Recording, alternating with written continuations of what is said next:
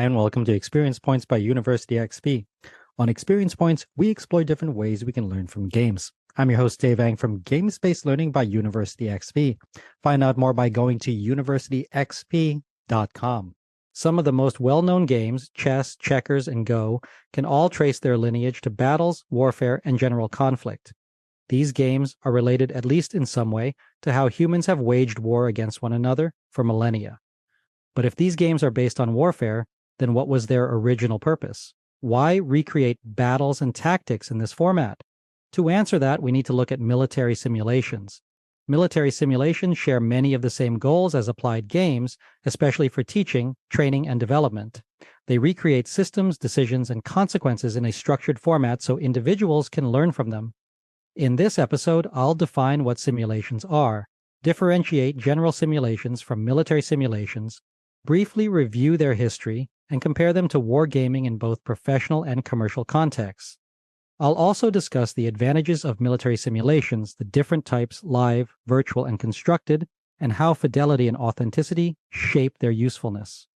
Finally, I'll close with their limitations, their broader implications, and what the future may hold. Before we can discuss military simulations, we must first define what simulations are. A simulation is a model that mimics a real or planned system to test scenarios or decision-making. Simulations allow individuals to explore how systems behave under different conditions, without incurring the full cost of real-world experimentation. The first type of simulations are discrete simulations. These test sequences over time, such as manufacturing processes or traffic flow. Second are dynamic simulations.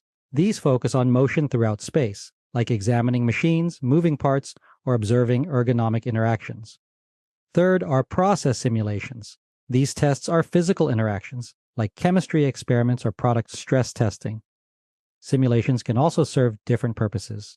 In business contexts, they are often used to study organizational change, running small-scale models to understand operational impact. In instructional settings, simulations may be simple hypothetical scenarios designed to spark discussion and learning. All of these examples apply to military use. Military simulations are models that allow armed forces to explore tactics, strategy, logistics, cooperation, and communication without sacrificing critical resources. They range from live field exercises to abstract computer models. Modern military simulations increasingly incorporate virtual reality, augmented reality, and artificial intelligence. But at their core, they still serve the same function: to simulate real-world processes so individuals can experiment, understand, and make better decisions. Military simulations are not new. However, what is new is how we use them and the technology that supports them. Their conceptual origins can be traced to Sun Tzu's Art of War and to medieval sand tables used to plan battles. Modern military simulations, however, trace their lineage to the 19th century Prussian Kriegspiel, an abstracted war game used by officers to plan and refine strategy. The Kriegspiel was developed because live exercises were costly and risky, and that rationale remains unchanged today. Over time, military simulations diverged into two related but distinct paths: professional military wargaming and commercial wargaming. Both share structural similarities, but their purposes differ. A professional wargame is a strategy simulation involving opposing forces in scenarios of armed conflict. These are used by military leaders and researchers for training and experimentation. They can operate at tactical, operational, or strategic levels, representing individual battles, campaigns, or entire wars. Professional wargames emphasize realism over balance. They incorporate fog of war, incomplete information, and adjudication by impartial umpires.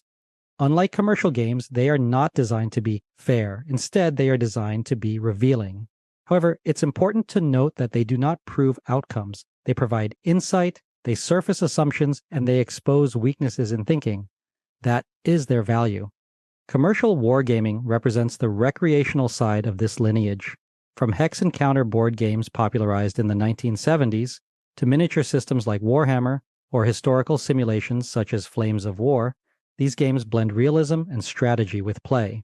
More modern board games such as Twilight Struggle abstracts geopolitical conflict in asymmetrical and strategic ways. There's also live-action military simulation, or MilSim, including airsoft, paintball, and tactical shooters like the Arma series. Interestingly, some commercial simulations have achieved enough realism to support actual military training applications. But the distinction between professional and commercial wargaming lies in purpose. Professional military simulations prioritize preparation and decision-making. Commercial wargames prioritize immersion and enjoyment, even when they are historically grounded. Military simulations exist because live exercises are expensive in personnel, materials, and time. Simulations allow forces to rehearse procedures, test new strategies, and evaluate doctrine without deploying actual equipment or altering real-world operations. They also allow for repetition, especially in virtual environments. Strategies can be tested, compared, adjusted, and tested again. This repeatability enables analysis in ways that real-world exercises cannot. At strategic levels, simulations generate data and insight that can inform future planning. They improve readiness while reducing cost and risk. Military simulations are often categorized into three conceptual types. Heuristic simulations explore strategies and develop ideas without attempting to predict specific outcomes. Stochastic simulations introduce randomness to reflect uncertainty, incorporating probabilistic variables that simulate real-world unpredictability, whereas constructed simulations rely on mathematical or computer-based models. Participants input decisions, and the system models likely outcomes. These simulations may operate within live, virtual, or constructed modalities, often referred to as LVC. Live simulations involve real personnel using real equipment in physical environments under controlled conditions. They offer high fidelity, closely replicating real-world conditions, but they are resource-intensive. They are immersive and physically demanding. They provide valuable experiential learning, especially for tactical applications. Virtual simulations occur within digital environments. Flight simulators are perhaps the most recognizable example. Often described as synthetic training environments, these simulations aim to replicate missions and systems with high fidelity while minimizing risk. Participants may use headsets or large-scale immersive systems to rehearse specific skills. An important thing to note with virtual military simulations is that high fidelity is often essential, especially when training involves complex vehicles or operational procedures. Constructed simulations typically operate at strategic levels. They often involve abstract representations and role-playing elements, with participants assuming roles such as friendly forces and adversaries. Because these simulations explore doctrine and strategy, abstraction is necessary. Their value mainly lies in analysis, examining how decisions unfold, and identifying gaps in thinking. Fidelity refers to how closely a simulation represents real-world phenomena. Not all simulations require high fidelity. In some cases, excessive realism can obscure insight. In others, abstraction risks oversimplification. The key question is not whether fidelity is high or low, but whether it matches the intended learning outcome. At strategic levels, political and ideological realism may matter more than physical detail.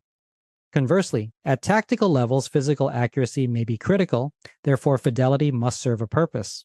Learning from military simulations occurs in reflection. After-action reports evaluate decisions, identify strengths and weaknesses, and inform future actions. Additionally, observer trainers provide feedback and guidance, and stochastic disruptions force adaptation. Simulations cannot replicate the full chaos of warfare, but they provide structured opportunities to practice decision-making under uncertainty. That practice matters. It's important to remember that military simulations have limitations. They cannot predict the future. They can be distorted by flawed design, biased adjudication, or institutional assumptions, and they may generate echo chambers rather than challenge thinking. Therefore, disciplined analysis is essential. Simulations are tools for exploration, not proof. Their value lies in revealing relationships between decisions and consequences, not in guaranteeing outcomes. Some simulations explore perspectives beyond the battlefield.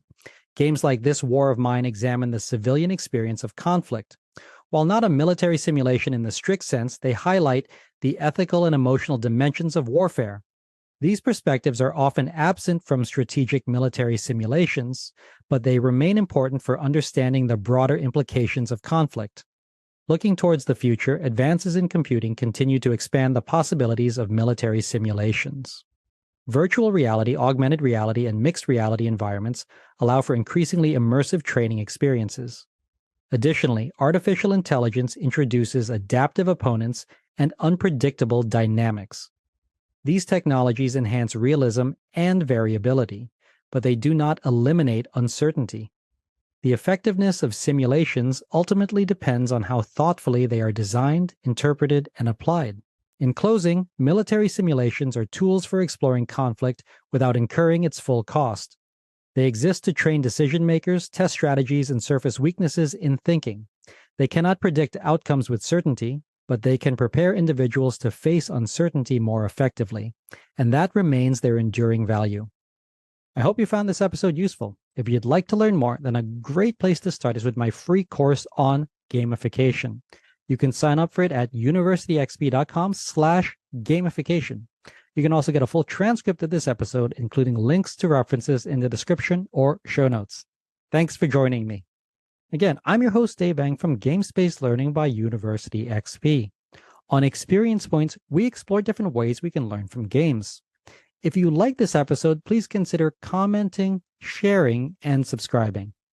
Subscribing is absolutely free and ensures that you'll get the next episode of Experience Points delivered directly to you. I'd also love it if you took some time to rate the show. I live to lift others with learning, so if you found this episode useful, consider sharing it with someone who could also benefit. Also, make sure to visit University XP online at universityxp.com. University XP is also on Twitter at university_XP and on Facebook and LinkedIn as University XP. Also, feel free to email me anytime. My email address is dave@universityxp.com. Game on.